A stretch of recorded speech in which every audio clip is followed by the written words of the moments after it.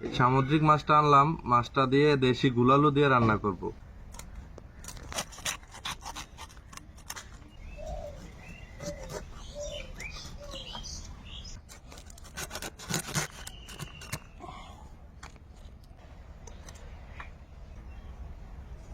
আলুটা সিদ্ধ হইয়া ফাইটে গেছে, বোঝাই যাইতেছে যে আলুটা হয়ে গেছে। এটা দেখার দরকার নাই, আমরা নামাইলাম।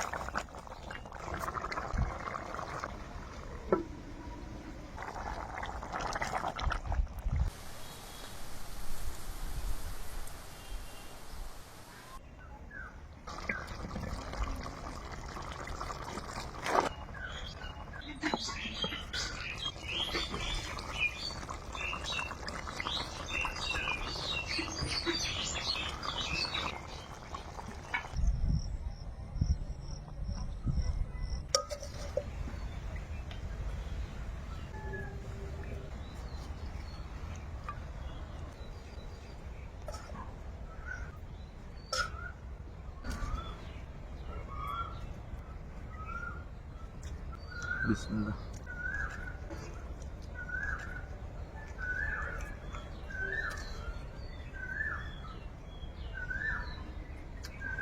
এটা দেখো সদ্য তোলা আলু। হ্যাঁ, কিছুদিন আলু করে একটু বেশি ভালো লাগে, কারণ এটা সৃজন আলুর। দেশি আলুর সাথে সাগরের মাছটা, আলুর স্বাদ আর মাছের স্বাদ কোনটা বেশি কম এটাই বুঝতেছি না। মানে আলুর স্বাদটাই বেশি বলবো না মাছের স্বাদটাই বেশি বলবো, এটাই বুঝতেছি না।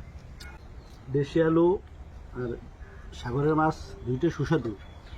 তাছাড়া এই দেশি আলুটা তো সবসময় পাওয়া যায় না, একটা সিজনাল আলু, তাই অনেক ভালো লাগছে, অনেক স্বাদ লাগতেছে। আর মানে সুস্বাদু, অনেক মজা।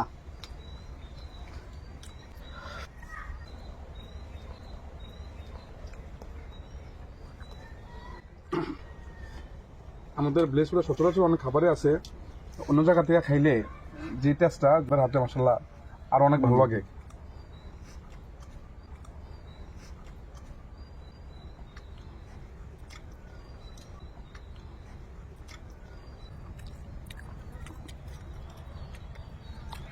আজকে অনেক বেশি খাবার খেয়েছি, বিশেষ করে এই আলু, সুরমা মাছ সাগরের ডোমোটা খুব মজা হয়েছে। তাছাড়া বেগুন, মাছ,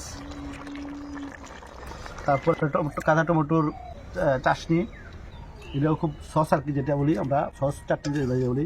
তিনটা ভালো হয়েছে, তিনটা আইটেমই খুব ভালো হয়েছে, খুব সুস্বাদু হয়েছে। মানে অসংখ্য ধন্যবাদ আমাকে নিমন্ত্রণ করার জন্য।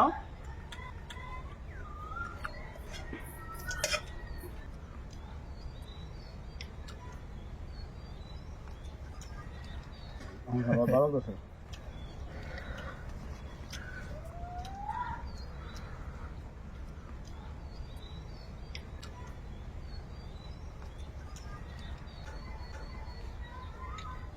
ঝোলটা অনেক গ্রেভি হয়েছে। হ্যাঁ, প্রায় 30 বছর আগে এই জায়গাটা ঘর ছিল, ওই ঘরে খাবার খেয়েছিলাম। 30 বছর পর আবার একই জায়গায় আবার খাবার খেতেছি 30 বছর পর। মানে জীবনে স্মরণীয় থাকবে আর কি।